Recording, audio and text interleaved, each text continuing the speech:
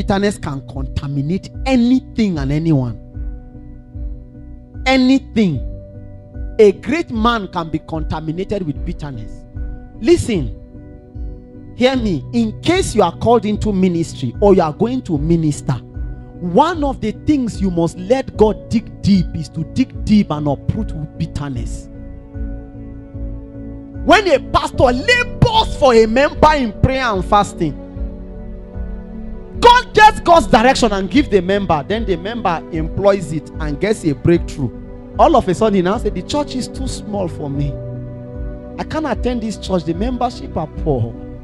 I need to go to a church where the wealthy people are. Meanwhile, it was that your local pastor that didn't know anything that wept until you got breakthrough. And when the person is now gone, the pastor is bitter. And so when another person shows up and say, pray for me, I'm seeking God's face on a matter, what does the pastor do? He remembers that one. Not in his memory, in the bitterness. And somewhere he says, hang around, let me see first. That's not what he would have done. That was not what he would have done originally. He's forcing the man to go through a pain because he's bitter with the former experience. Can I tell you something? I've met people in my short walk with God that they can make you hate ministry. Do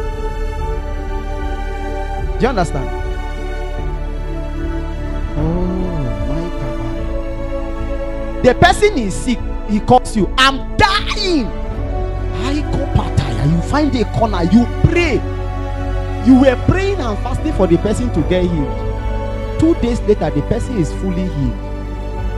And he doesn't even call you to say he's well. And maybe, and you know God can deal with you too. God will not tell you the person is well. God will keep you praying. Then after 2 weeks, you yourself will now call, hey, how are you doing? You say, oh, sorry, I'm well, I'm fine already. And then you're wondering, what I'm saying is that you will have just called me to say I'm well. I will stop disturbing God with a prayer point and start thanking him. But you know God can allow you go through that process.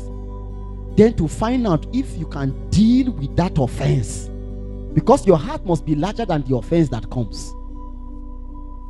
And some of them, the next time the sickness comes again, he shows up again.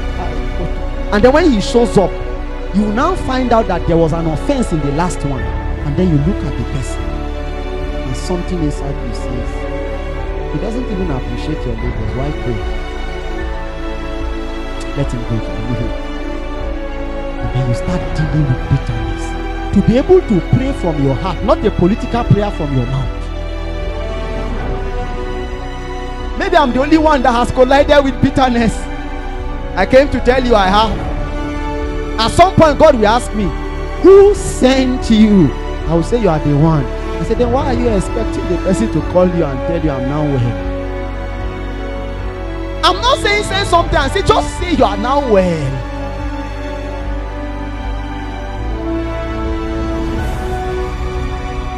I heard a story of 2 young men that handled the kind of bitterness I don't know that I have capacity to handle.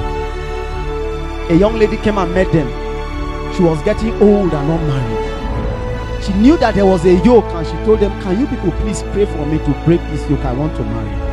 The two of them entered 3 days dry and prayed for this lady. It broke and a young man came and asked her hand out in marriage. In Kogi State here, her father was a very wealthy man, influential.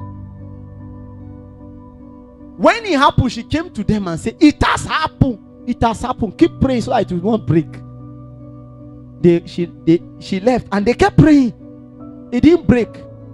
He came for introduction and they had paid some dowry, so marriage date was set. Her father gave her 1.5 million, I think. 1.5 million, yes, I think 1.5 or 1.2. I think it's 1.5. 1.5 million. Go and buy things for your wedding. She drove with the 1.5 million and visited the brothers.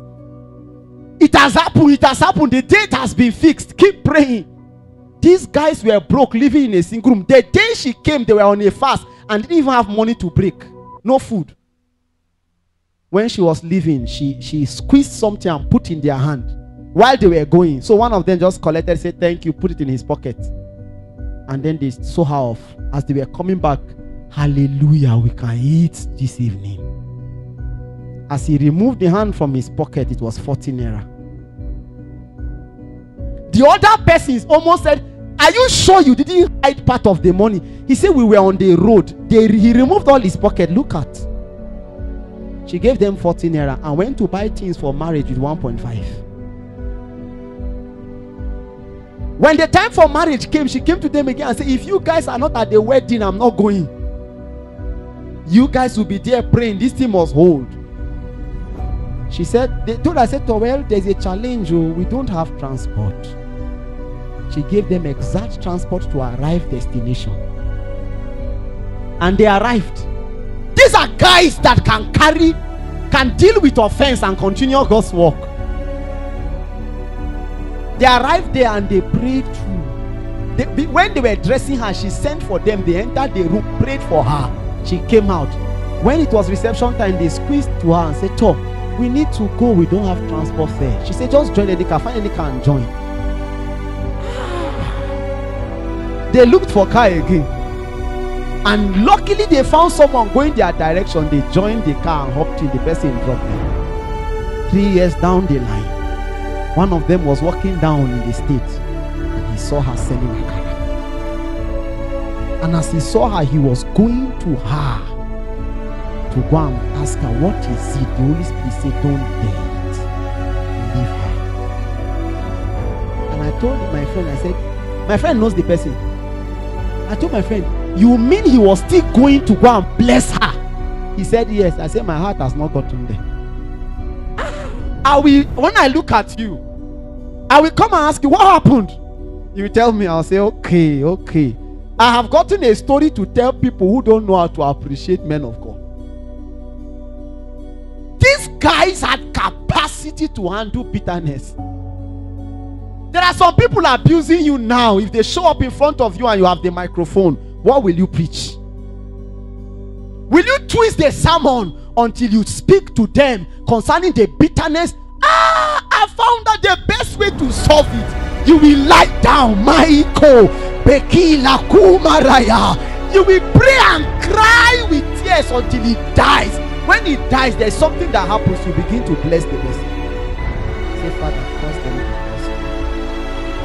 Keep them, let them see your light. And in the day of salvation, your mercy speak over them.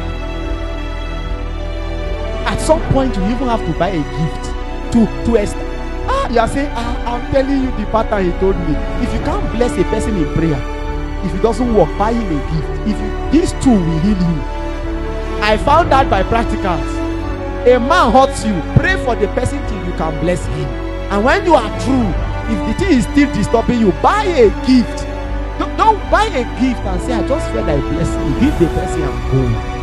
Those things will be killing the roots. It's like you are pouring poison on the root.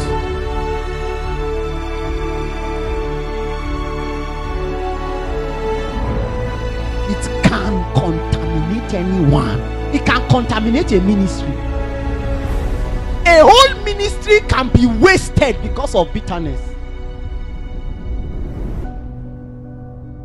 Brother was sharing something with me today of a pastor under another pastor that got angry with that pastor and siphoned his members and everything to go and start his church. I told him, I said, give time, those members will start fighting him too.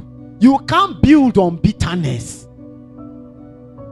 And can I tell you something? If what you are building doesn't have bitterness, the devil will come. He will come, he will speak, he will act, he will do something so that you will be bitter. He knows if he has a root, it might not work now. In 20 years, if Jesus starts to come and that ministry is running, that bitterness will start springing out in the choir. You will see it in the band. People begin to fight each other. You will see fornication. You will think people are suffering from loss. You will not know his bitterness. You will see profane lips. You will not know his bitterness. If God has put a passion, a counsel, a kingdom work in your hand, make sure bitterness does not stay. Did you hear what God said about Esau? He said, Jacob have I loved, Esau I have hated.